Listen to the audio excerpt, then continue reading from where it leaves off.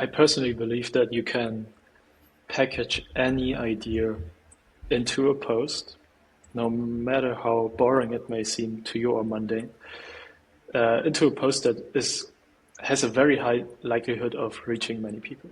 So I'm not saying that you will achieve that every time, but there are a couple of things you can do to achieve that more likely on average. And one of those is just creating a really good hook. And I think a good hook comes down to a couple of things. One of them being, hey, how do I say something in relatively short words at the beginning of my post that either triggers an emotion, maybe like FOMO, fear of missing out, or that basically people read, when I can only read the first line of the hook, that an automatic follow-up question builds itself in the reader's head, right? I sometimes,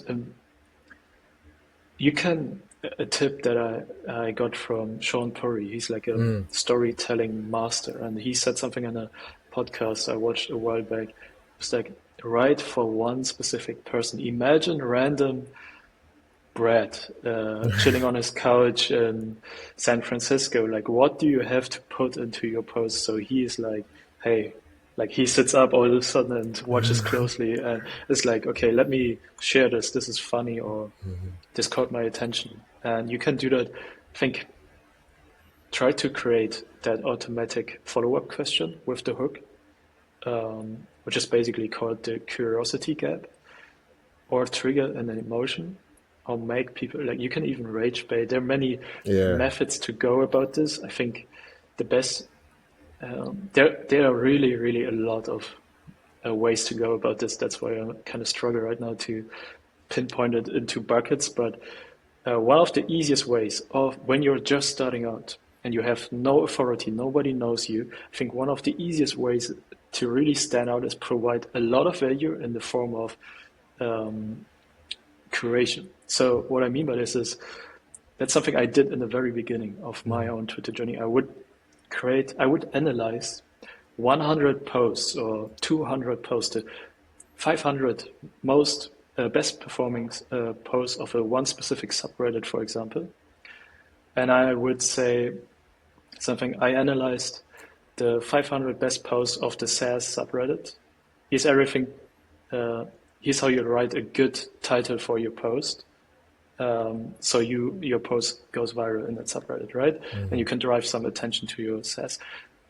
That's basically just providing value by curation.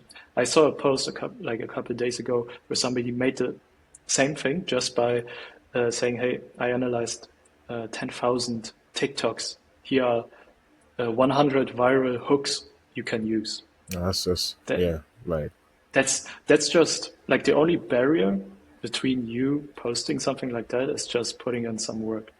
And you can do that with everything. You could say, I benchmarked 10 AI coding workflows. Here's the best I found, right?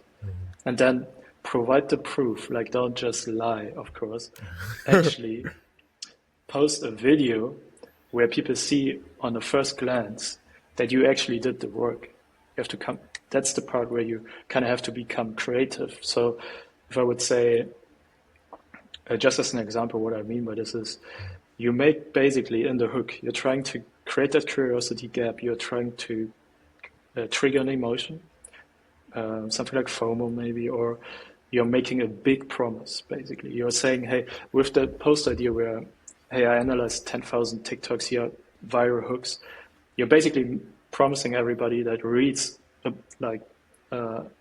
more of your post that they will get insane value. And you have to deliver on that value. So those people start to trust you and they will follow you.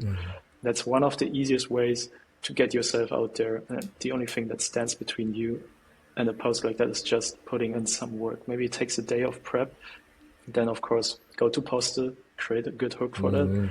And that's how I grew pretty fast. Some of these posts really popped off and got like almost 1,000 bookmarks, which is a lot, in the beginning.